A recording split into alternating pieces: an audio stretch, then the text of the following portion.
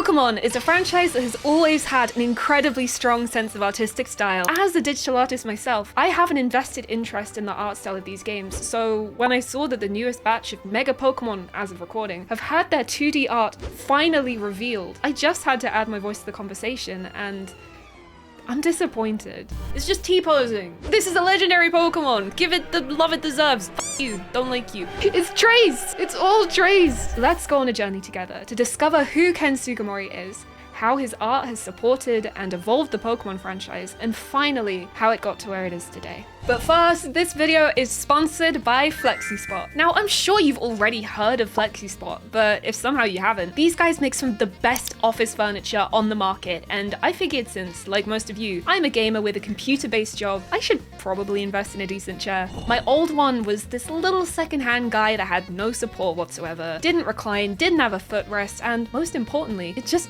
wasn't very comfortable. That's where Flexispot comes in, and I'm now the owner of this stunning C7 Morpher chair. This bad boy has features that cushion my entire body as I sit like a gremlin and draw Fakemon all day, and I've never made a better choice for my rapidly approaching my late 20s year-old spine. With the 3D adjustable headrest, I can cradle my neck with 135 degrees of movement. Wow, that's a lot of degrees. And my upper back is uniquely supported by the C7 Morpher chair with its FlexLean technology. FlexLean technology. Precision engineered to gently wrap your upper back, adjustable to 10 degrees to match your sitting style, keeping your shoulders relaxed and your upper back fully supported all day. Most other chairs don't do this. The C7 Morpher has some super effective lumbar support. Super effective. With the air lumbar support system that can be inflated to adjust the pressure on your lower back. Don't worry, your butt hasn't been left out of the party. This chair seat is made of next-gen upgraded hybrid mesh-addressed cushion material, providing 30% more breathability with 20% less hip pressure. Wow. And finally, armrests that truly cut above the market with the 5D armrests that adjust synchronously, providing support at every angle while typing, drawing, or gaming. Wow, I love gaming.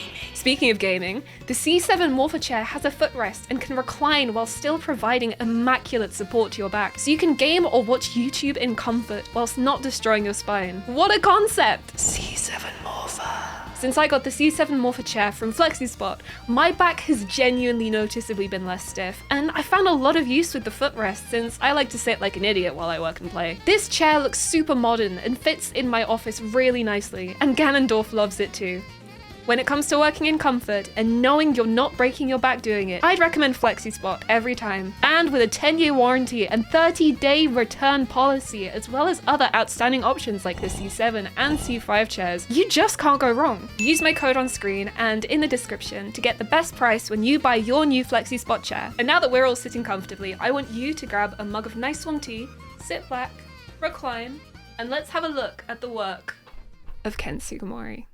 Every era has been defined by a distinct aesthetic, spearheading the look of the games, the anime, all supporting media, and, of course, the Pokemon themselves. Be it the soft but vibrant watercolors of Gen 1, the striking Y2K futurism of Gen 3, the stunning Art Nouveau of Gen 8, or the low poly haziness of Gen 9, the Pokemon franchise never fails to capture the hearts of its audience with the art of its presentation. At the core of all of this variety, however, is just one man whose name has been tied to the franchise since the very beginning: Ken Sugimori. To understand how we got to the questionable artwork of today, we have to go back to the beginning to really understand the artist behind the art style. Ken Sugimori never wanted to be the Pokemon art guy. Born 27th of January in Fukuoka, Japan, he was a quiet child. He spent his childhood drawing manga and being moved from city to city as his father's job required. As he grew older, he discovered a new passion for the new budding fad overtaking Japan: arcades. Unlike today, gaming wasn't something that you could just talk and read about. The internet was years away, and magazines about video games were few and far between, so when a young Sugimori found an amateur magazine in Tokyo with good information but questionable art, he made the choice to contact the author offering his services. The author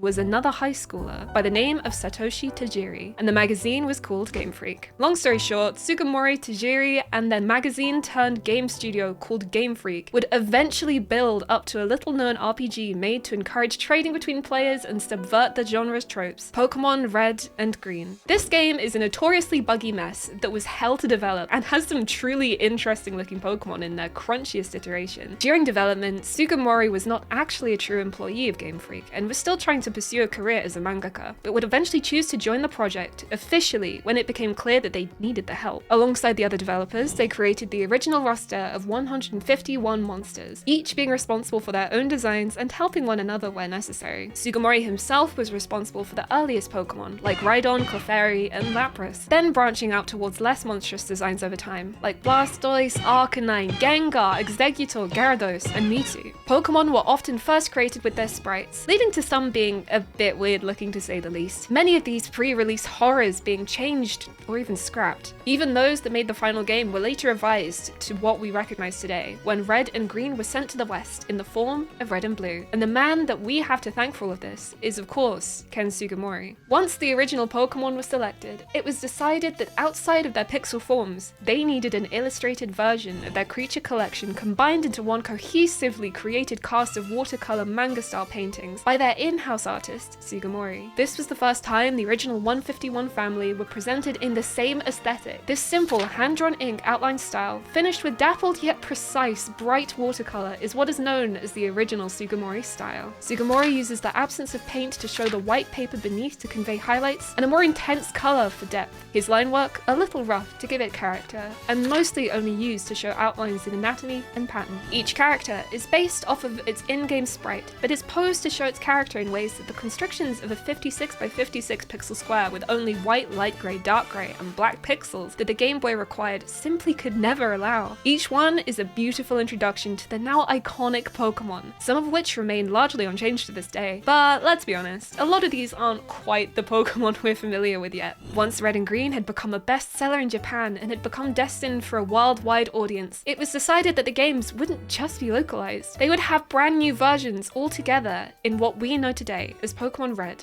and Blue. These revisions featured new designs in their pixel art, alongside a whole new batch of Sugimori artwork with slightly more refined colors and proportions. After these two sets of watercolor art were created for Generation 1, obviously, the next generation deserved one too, and the Pokemon of Johto were also unified with complete decks of art, penned by Sugimori. Since Pokemon Gold and Silver were designed to be the sequels to Red and Blue, it figures that the two connected regions share the same art style for their official artwork. This watercolor style also carries into early examples of Sugimori's work in the TCG, until he started using a similar but less contrasted style in some cards in the Team Rocket set, more similar to the style found in the anime, using a bit less white. This may be foreshadowing for the major event that was about to occur. When Pokemon Ruby and Sapphire rolled around, the Pokemon franchise was ready to reinvent itself. Gen 1 and 2 were, at the time, meant to be the end for Pokemon, but their success meant that it could only continue onwards and on to the Game Boy Advance. With a new console, unattached to the previous entries due to the lack of trading and no regional holiday in the postgame, as well as a new, colourful, higher pixel world to explore, came the opportunity for a new art style worthy of the new millennium. This transition from old to new wasn't only felt within the games, but also with the new Pokédex worth of official artwork.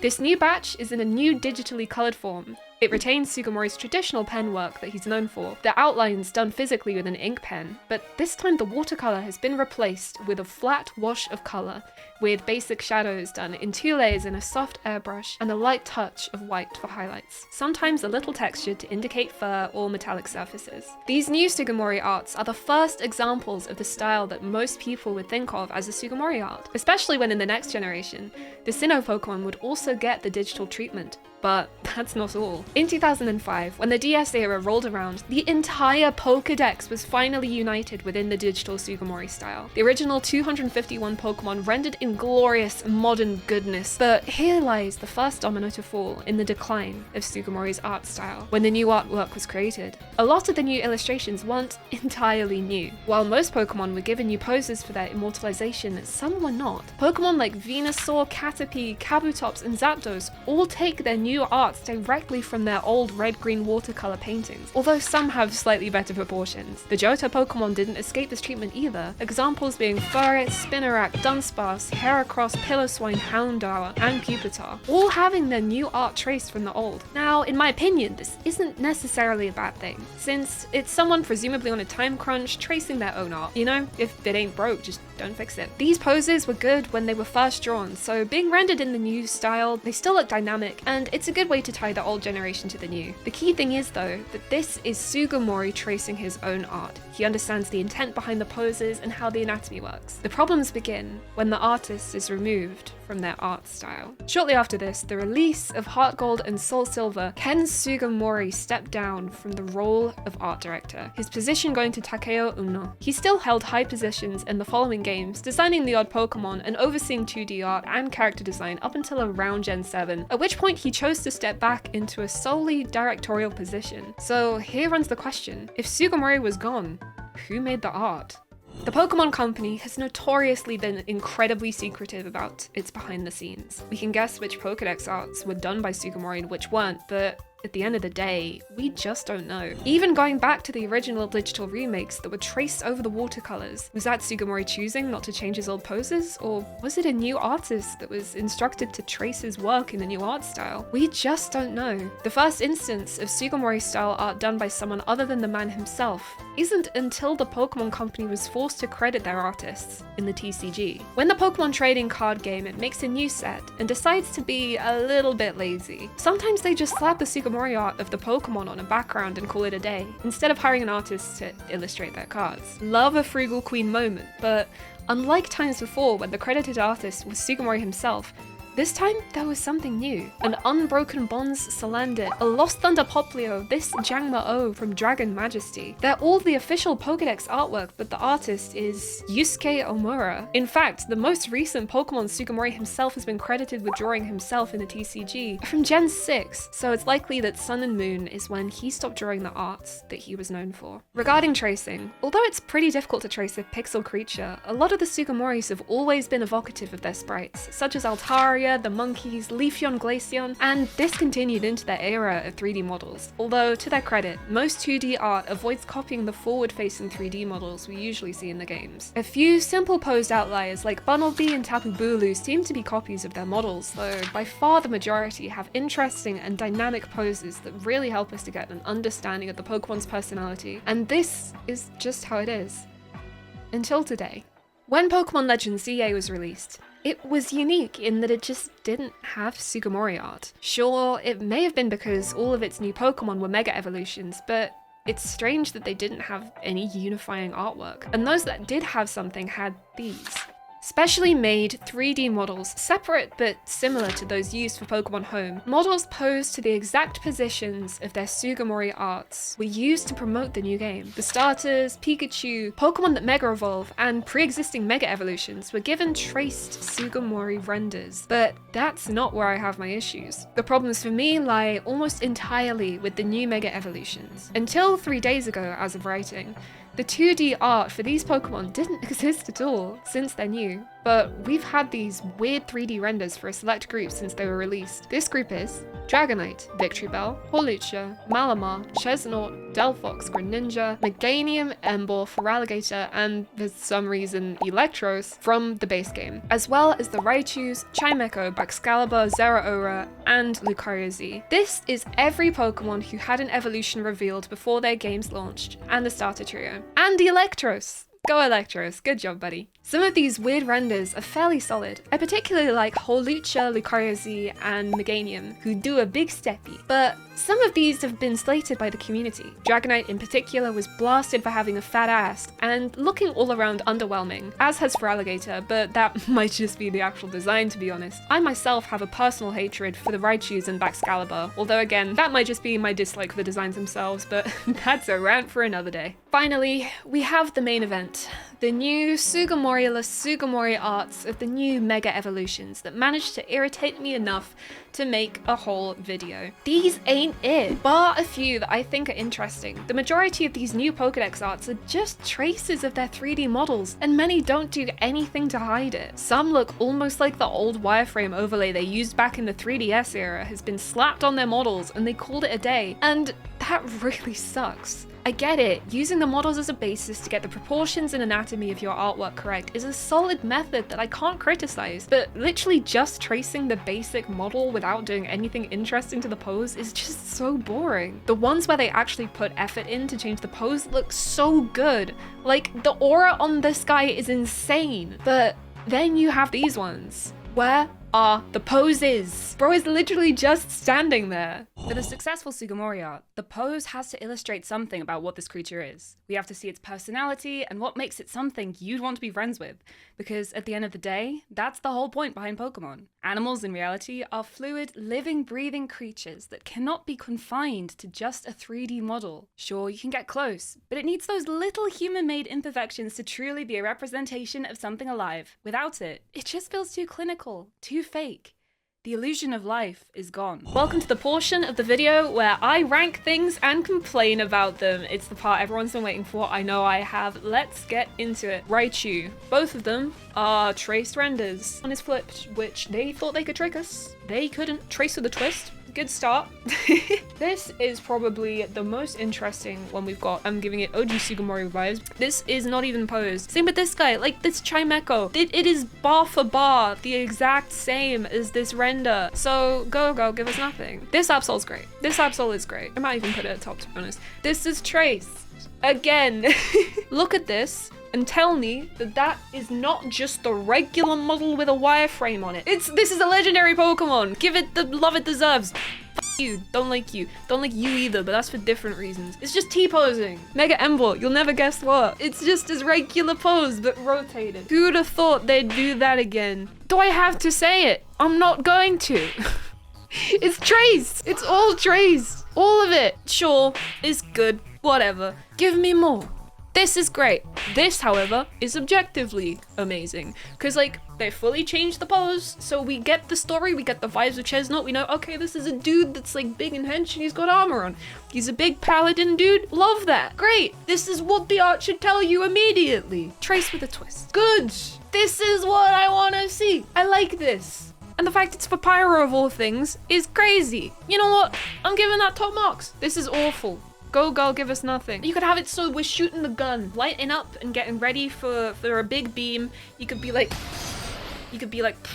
you know, but he's just there. This crab is just standing there. This is weird. My plant, very cool, good job, Pokemon. This also looks just like a render with a wireframe on it, and I can't unsee it. Once you look at it and you're like, wow, that looks like a 3D model with a black outline on some bits of it, you can't unsee that because I'm pretty sure that's what it is. And that sucks because I adore Tatsugiri. It's one of my favorite Pokemon from Gen 9. I have one that I adore with my heart and soul, and the fact that its Mega Evolution has really shitty Sugimori art really upsets me. So you know what, you go down there and stay there and think about what you've done. And this thing exists, I guess. I don't want to be here anymore, man. I don't want to be here. That's the list. Like, enjoy the rest of the video, I guess. Fuck this. It's bleak. The Sugimori art style is something synonymous to the Pokemon franchise. It's a fingerprint that was first placed at the very beginnings of this now expansive franchise. But what happens when its creator no longer has the ink pen? Ken Sugimori has only been a supervisor since 2018, his last Pokemon being a lowland executor, only designing the odd character these days. Whoever is imitating his style these days, granted, does a pretty good job. The illustrations are convincing and some truly evoke his older work, but when artists are made to just trace others' work, it lacks the creative spark that made the old Sugimori so iconic. The freedom to express a creature that isn't just a 3D model, but a living, breathing, sometimes, monster that shows emotion like the animals of reality do. I really hope that this isn't the beginning of a trend where what was once the heart heart and soul of the Pokemon that so many people around the world love and adore like real friends becomes just a representation of what they are in the games, rather than what they could truly be in a world like our own. I wish and hope that they don't take art away from the artists for the sake of ease and brand recognition. The humanity in these little guys and their funny poses is why we fell in love with them after all. And it's all thanks to a guy called Ken Sugimori. And thanks so much again to Flexispot for sponsoring this video. And remember to use my code in the description below or right here to get your Flexispot C7 Morpher. There's a 30-day return policy for a risk-free trial, as well as a 10-year warranty with direct replacement for damaged parts. And if the C7 Morpher doesn't quite fit your budget, you can also go for the C7 and C5 chairs. They're amazing options too.